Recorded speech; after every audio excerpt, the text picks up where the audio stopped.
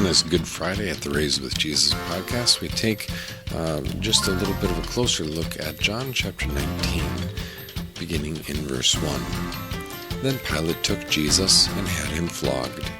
The soldiers also twisted together a crown of thorns and put it on his head. Then they threw a purple robe around him. They kept coming to him, saying, "Hail, King of the Jews!" And they kept hitting him in the face. Pilate went outside again and said to them, "Look, I am bringing him out to you to let you know that I find no basis for a charge against him." So Jesus came out wearing the crown of thorns and the purple robe. Pilate said to them, "Behold the man." When the chief priests and the guards saw him, they shouted, "Crucify, crucify!" Pilate told them, "Take him yourselves and crucify him, for I find no basis for a charge against him." The Jews answered him, "We have a law, and according to that law he ought to die, because he claimed to be the Son of God." When Pilate heard this statement, he was even more afraid. He went back inside the palace again and asked Jesus, "Where are you from?" But Jesus gave him no answer. So Pilate asked him, "Are you not talking to me? Don't you know that I have the authority to release you or to crucify you?" Jesus answered, "You would have no authority over me at all if it had not been given to you from above. Therefore, the one who handed me over to you has the greater sin." From then on, Pilate tried to release Jesus, but the Jews shouted, "If you let this man go, you are no friend of Caesar. Anyone who claims to be a king opposes Caesar." When Pilate heard these words, he brought Jesus outside. He sat down on the judge's seat at a place called the Stone Pavement, or Gabbatha in Aramaic. It was about the 6th hour on the preparation day for the Passover. Pilate said to the Jews, "Here is your king." They shouted, away with him, crucify him." Pilate said to them, "Should I crucify your king?" "We have no king but Caesar," the chief priests answered. So then Pilate handed Jesus over to them to be crucified. So they took Jesus away. Carrying his own cross, he went out to what is called the place of a skull, which in Aramaic is called Golgotha. There they crucified him with 2 others, one on each side and Jesus in the middle. Pilate also had a notice written and fastened to the cross. It read, "Jesus the Nazarene, the King of the Jews." Many of the Jews read this notice because the place where Jesus was crucified was near the city, and it was written in Aramaic, Latin, and Greek. So the chief priests of the Jews said to Pilate, "Do not write the King of the Jews, but that this man said, 'I am the King of the Jews.'"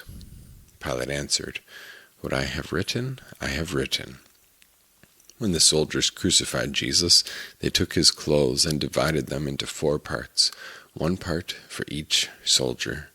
They also took his tunic, which was seamless, woven in 1 piece from top to bottom. So they said to one another, "Let's not tear it. Instead, let's cast lots to see who gets it." This was so that the scripture might be fulfilled, which says, "They divided my garments among them, and cast lots for my clothing." So the soldiers did these things. Jesus' mother, his mother's sister, Mary the wife of Clopas, and Mary Magdalene were standing near the cross. When Jesus saw that his mother and the disciple whom he loved standing nearby, he said to his mother, "Woman, here is your son." Then he said to the disciple, "Here is your mother." And from that time, this disciple took her into his own home. After this, knowing that everything had now been finished, and to fulfill the scripture, Jesus said, "I thirst." A jar full of sour wine was sitting there. So they put a sponge soaked in sour wine on a hyssop branch and held it to his mouth. When Jesus had received the sour wine, he said, "It is finished." Then bowing his head, he gave up his spirit. Since it was the preparation day, the Jews did not want the bodies left on the crosses over the Sabbath, because that Sabbath was a particularly important day. They asked Pilate to have the men's legs broken and the bodies taken away. So the soldiers came and broke the legs of the first man who was crucified with Jesus, and then those of the other man. But when they came to Jesus and saw that he was already dead, they did not break his legs. Instead, one of the soldiers pierced his side with a spear. Immediately, blood and water came out. The one who saw it has testified, and his testimony is true. He knows that he is telling the truth, so that you also may believe. Indeed, these things happened so that the scripture would be fulfilled. Not one of his bones will be broken. Again, another scripture says, they will look at the one they pierced. After this, Joseph of Arimathea, who was a disciple of Jesus, but secretly for fear of the Jews, Joseph asked Pilate to let him remove Jesus' body. When Pilate gave him permission, he came and took Jesus' body away. Nicodemus, who earlier had come to Jesus at night, also came bringing a mixture of myrrh and aloes, about 72 pounds.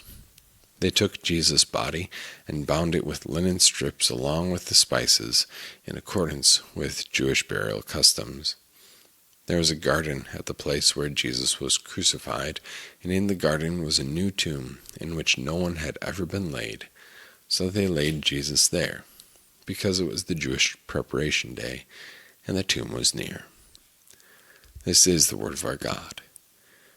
We have worship tonight at 7 p.m. at 2250 South Holland, Sylvania Road in Maumee. You could also tune in at YouTube. Just search for Resurrection Maumee. God bless your day.